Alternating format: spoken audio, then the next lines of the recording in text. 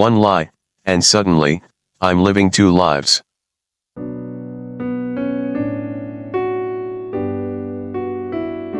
Clara steps into the upscale restaurant, the quiet hum of conversations and the soft clinking of glasses filling the air.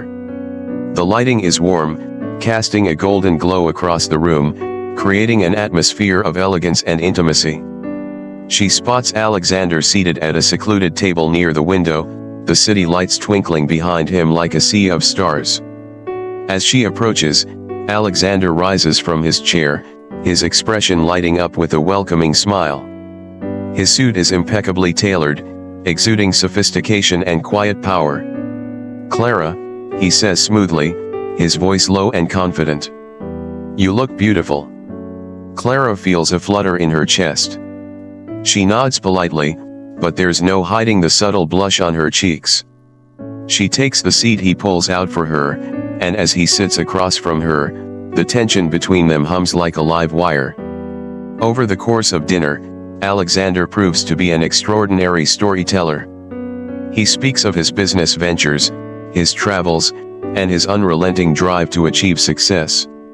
Every word is carefully chosen, designed to captivate and inspire. "I've always believed," he says, leaning forward slightly, "that the biggest mistake people make is settling. We tell ourselves we're happy with what we have, but deep down, we crave more. More success. More excitement. More life." His words resonate with Clara, striking a chord she didn't realize existed. She has spent so long being the steady, reliable partner in her relationship with Ethan. But with Alexander, she feels seen in a different way. "You're not like everyone else," Alexander continues, his gaze locking onto hers. "You have ambition.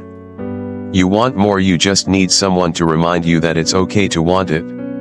Clara takes a sip of wine to steady her nerves, but the truth is, she's already lost in his words. The way he looks at her makes her feel bold and daring, like she could step out of the life she's always known and into something entirely different. As the night draws to a close, Alexander walks her out of the restaurant. The cool night air brushes against her skin, but she barely notices. Her mind is spinning with everything he's said, every lingering glance he's given her. "Life is too short to deny yourself what you really want," Alexander says softly as they part ways. His words linger in her mind long after he's gone. Clara rides home in silence, staring out the car window as the city blurs past. The thrill of the evening lingers, but so does the creeping guilt. She knows she's treading dangerous ground, yet she can't shake the feeling that something inside her has already shifted. Meanwhile, Ethan sits at a bar with his best friend, laughing as they share a round of drinks. His face is lit up with excitement as he talks about Clara, unable to hide the affection in his voice. "She's incredible," Ethan says, shaking his head with a smile. "I don't know how I got so lucky. Clara's been my rock through everything." His friend raises an eyebrow, leaning back in his chair. "Sounds serious." "It is," Ethan says with certainty. "I'm thinking about proposing." His friend whistles, clearly impressed. "Wow. Big step." Ethan chuckles, a little embarrassed but mostly proud. "She's the one. I know it. We've been through so much together, and she's always had my back. I want to build a future with her." The conversation shifts to work and other topics, but Ethan's mind keeps drifting back to Clara. He imagines their life together, buying a house, starting a family, growing old side by side. His optimism is infectious, and his belief in their future is unwavering. He has no idea that, at this very moment, Clara is grappling with a decision that could change everything. Later that night, Clara sits on the edge of her bed, her phone buzzing in her hand. It's Ethan, calling to check in. Her chest tightens with guilt as she answers. "Hey," she says softly. "Hey, love," Ethan's voice comes through, warm and familiar. "How was your day?" Clara hesitates for a fraction of a second before responding. "Busy. I had to stay late at work.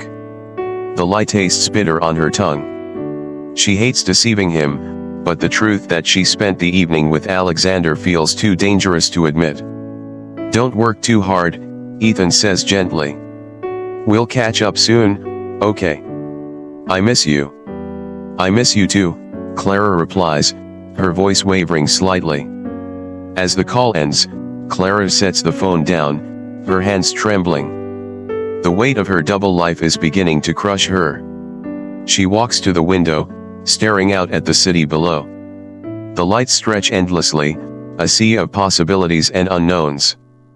But all she sees in her reflection is someone she barely recognizes, a woman torn between loyalty and desire, between comfort and the thrill of something new. In the quiet of the night, Clara asks herself the question that has been gnawing at her for weeks. Who am I becoming? The answer feels further away than ever.